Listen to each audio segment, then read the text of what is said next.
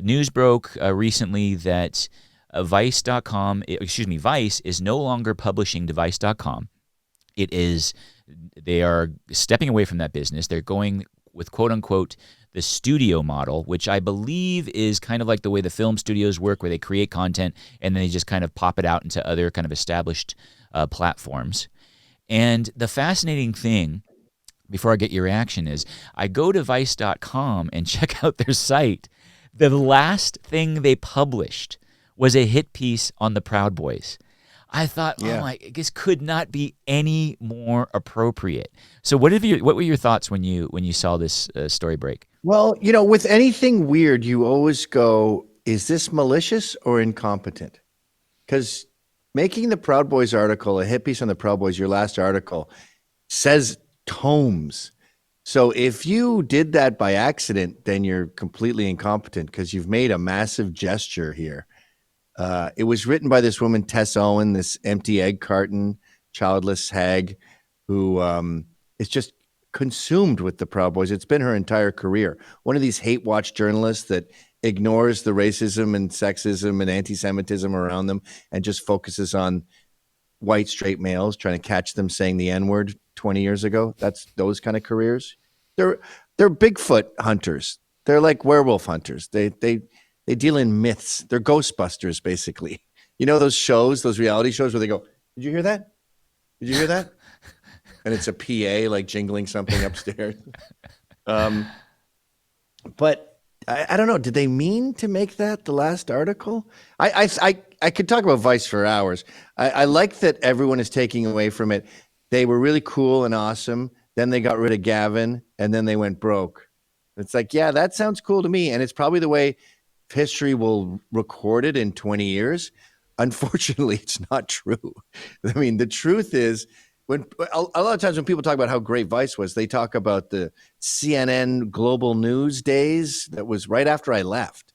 So I had nothing to do with like going to Venezuela and finding a bunch of gay pygmies that only eat monkey cum or something. That I'm not into.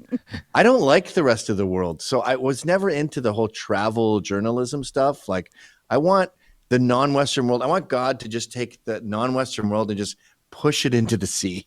China, Africa, the Middle East, just push it down. More fish, more room for the fishies. But my era was the sort of punk rock hipster era where it was very irreverent. There was racist stuff. There was anti-racist stuff. There was right. There was left. And, I think the sales guy, Shane, he was sick of being the sales guy and watching me have all the fun from, 94 to 2004 and then 4 more years of the split. And he wanted to be the star of the show. He's sick of being seen as the salesman. But I don't think his heart was in it. He's not a creative guy. Like that. What I always explain to people about pop culture is most of it is made by pop culture fans. Like Iggy Pop made the Stooges by going all around Ann Arbor and Detroit, finding the best musicians from his favorite bands and making a super group, the Stooges. Chuck D was a show promoter. Ludacris was a DJ who would do flyers.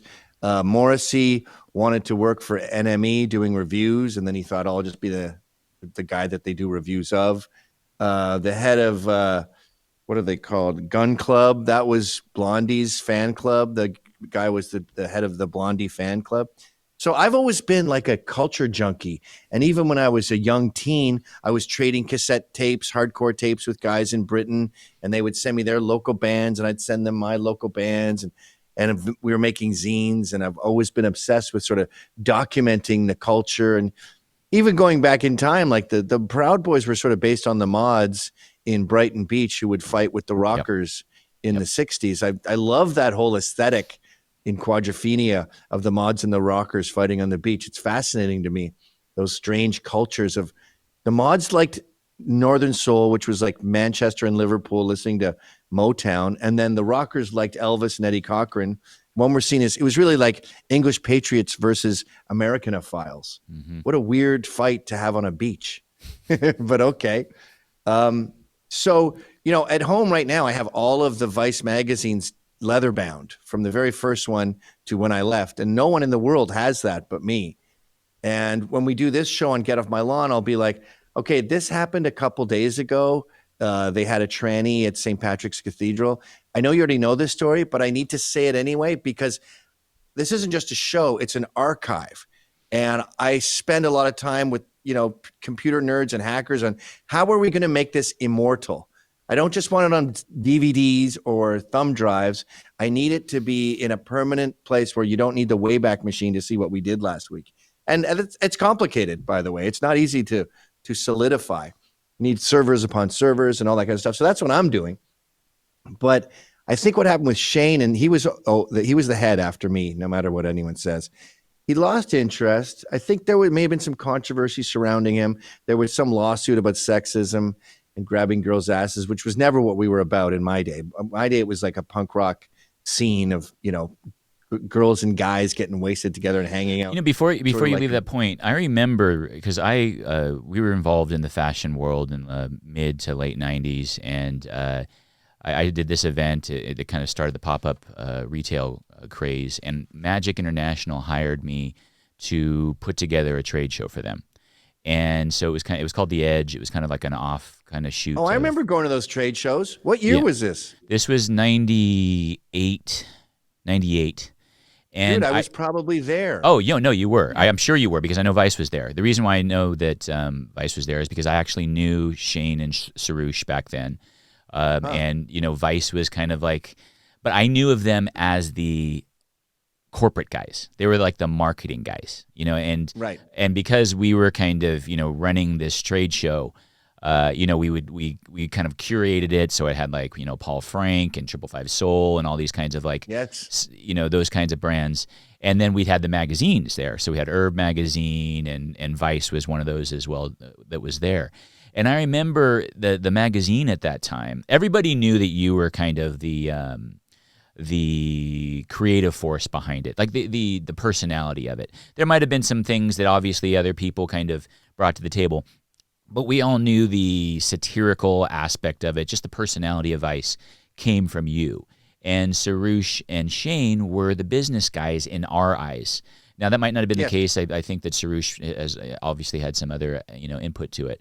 But Shane in particular was the business guy. And we always thought of him as a little bit not entirely honest. It always felt like there was... His nickname was Bullshitter Shane. Interesting. Interesting. Yeah, and I always felt like we were getting like inflated numbers here and there, but at the same time everybody respected Vice above all the other magazines. I mean, there was Herb and Complex maybe a little bit later, yeah, of course, and there was a lot of those kinds of mags, but Vice was just that little bit, not little, big leap higher than everybody else as far as from a creative standpoint. So I mean, I know that I think you're being, maybe a little bit modest when you're saying, oh, okay, people say when broke after I left, what have you. But it did there was a fork in the road. And they decided they wanted to keep that kind of energy, that kind of edge energy, but we're going to do it internationally instead. It's safer for them to do that. The Colonel Butt Naked guy who thinks he's impervious to bullets. Can we change this background, Ron? Who thinks he's impervious to bullets? That was an article that I had done. So I think a big part of their success was selling out. You're in the Rolling Stones, Mick and Keith leave, and you start selling all your songs to car commercials. You're going to make really good money for a long time. On top of that, Shane was a fantastic salesman. He was the CEO whisperer. So I don't think the evaluation in reality ever went above 200 million. Everyone's like, you sold your shares for, I'll just say double-digit millions, but you could have waited and made $1 billion. That $1 billion was Bitcoin. It was not really there. Yeah. And Shane was somehow able to keep selling the same lemon for more and more money by pretending that the doors were made of gold and the car could fly. But, eventually they do due diligence on that kind of thing. And I think the fact that Shane doesn't love the culture, he was really the one in control. That's why they're not saving anything or archiving it. And how much is a server? That's why they're happy just to throw out the whole fucking... That's mind-blowing to me. How do you content wipe that all out? And look, dude, they don't have records. You know what I mean? Like, I haven't put any of my records on my turntable in probably 5 years, but they're in the living room. I I have care them about right them. behind me right now. I want them there. I Yeah. want to be able to touch them. And I always think, oh, this weekend I'm going to go through a big deep dive on like Canadian reggae. And it never happens. But I want it there. Like Shane doesn't have records. He doesn't have books. He doesn't have mementos or a drawer with pictures in it. And so there's a lot of simultaneous things going on here with their death. Selling out has to have an expiration date. Mm-hmm. Shane, I think, was feeling the heat of PC, and he's not a very PC guy, especially with the ladies. So he hired Nancy Dubuque, totally incompetent moron from A&E with no expertise in the field and not the culture. And they start hiring all these CEO people. I think Shane pieces out. Swoosh has his money. Doesn't have kids, modest means, lives in the East Village, whatever. I don't care anymore.